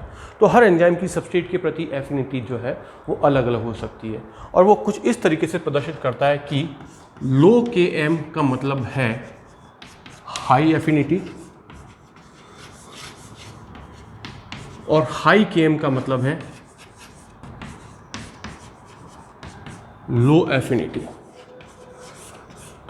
एफिनिटी से यहाँ मतलब है कि कितनी कम कंसंट्रेशन पे भी एंजाइम उससे आसानी से बाइंड होकर के रिएक्शन को कैटलाइज कर रहा है ना। एक होता है कि बहुत सारी कंसंट्रेशन है फिर एंजाइम बाइंड हो रहा है, और एक बहुत ही कम कंसंट्रेशन पे भी एंजाइम सबस्ट्रेट से बाइंड हो रहा है। तो कम कंसंट्रेशन पे भी बाइंड हो रहा है और आसानी से रिएक्शन को फास्ट वे में कर रहा है, तो अपन कहेंगे हाई एफिनिटी है।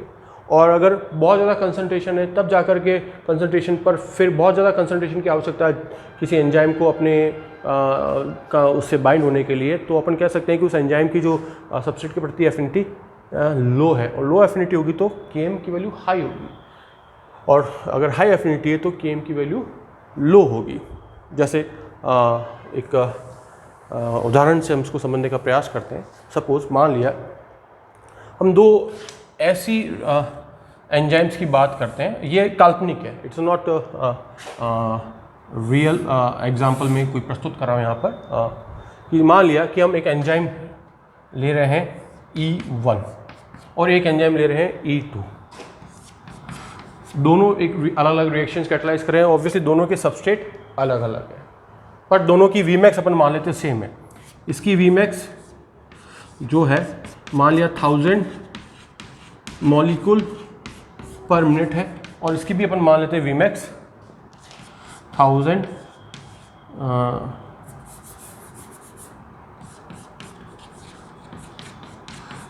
मॉलिक्यूल पर मिनट है। मीन्स ये इधर सबस्ट्रेट कंसंट्रेशन लिया, इसका भी सबस्ट्रेट कंसंट्रेशन लिया, इधर इसकी वी ली स्पीड ले रहे हैं। मान लिया इसकी वी हाइपरबॉलिक कर्व कुछ इस प्रकार आ रहा है, और इसका हाइपरबॉलिक कर्व कुछ इस टाइप से आ रहा है। ये अलग सबस्ट्रेट कंसंट्रेशन है, 2, 4, 6, 8, 10, 12, जो भी मिलीमोलर mm कंसंट्रेशन जो भी यूनिट लें, 2, 4, 6, 8, 10, 12, 14 एंड सो ऑन। ठीक है, और ये Vmax आ रहा है, दिस इज द Vmax। ये इसका इधर Vmax हो गया, और Vmax क्या है 1000, और इसका भी है 1000, तो हाफ Vmax क्या होगा, दोनों का बराबर होगा। ये इसका हाफ Vmax हो गया, हाफ Vmax, और इसका ये हाफ Vmax, और वो दोनों का क्या होगा 500। इसका भी 500 है, और हाफ Vmax इसका भी 500 मॉलिक्यूल पर मिनट। अब Km निकालनी है, तो क्या करेंगे, हम यहाँ से परपेंडिकुलर डालेंगे, उधर से परपेंडिकुलर ये डालेंगे, तो Km यहाँ पर आ रही है इसकी लगभग 4 के आसपास, 4 मिलीमोलर कंसंट्रेशन पर। जबकि यहाँ पर हम परपेंडिकुलर डालेंगे तो Km यहाँ पर आ रही है इसकी 6 के आसपास। तो इधर तो Km आ रही है इसकी 6, और इधर Km आ रही है इसकी 4 के आसपास। तो मतलब यहाँ शो कर रहा है कि लो कंसंट्रेशन है, मतलब एक 4 mm कंसंट्रेशन पे भी इसकी स्पीड कितनी है 500 मॉलिक्यूल प्रति मिनट, जबकि यहाँ पर उस 500 मॉलिक्यूल प्रति मिनट के लिए स्पीड को अर्जित करने के लिए इसको लगभग कम से कम 6 मिलीमोलर कंसंट्रेशन की आवश्यकता है। तो मतलब हाई सबस्ट्रेट कंसंट्रेशन चाहिए उस स्पीड को पर पहुंचने के लिए, जबकि कम ही सबस्ट्रेट कंसंट्रेशन पर 4 mm कंसंट्रेशन पर ही वो 500 की स्पीड पर आ गया। इट मीन्स इस E1 एंजाइम की उस सबस्ट्रेट के प्रति एफिनिटी, सबस्ट्रेट जो भी हो, जैसे मान लिया A यहाँ पे सबस्ट्रेट है, और इस केस में सबस्ट्रेट इस एंजाइम का E2 का सबस्ट्रेट है B सबस्ट्रेट है, तो अपन कह सकते हैं कि E1 एंजाइम की जो एफिनिटी उसके सबस्ट्रेट के प्रति जो है A सबस्ट्रेट के प्रति हाई है। क्यों है हाई, क्योंकि उसका Km 4 है, वो 4 इससे कम है। जबकि अपन कह सकते हैं कि E2 की एफिनिटी थोड़ी सी लो है, किसके प्रति B, कारण क्योंकि इसका Km हाई है. So this is the significance of Km. It tells about the affinity of an enzyme with its substrate molecule. And Vmax का मैंने आपको पहले बताया ही था कि Vmax का significance क्या है कि Vmax tells about the speed of the enzyme, maximum speed of the enzyme.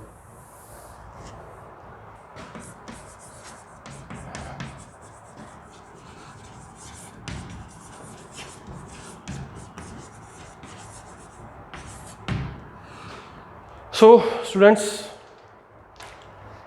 this is all about our today's class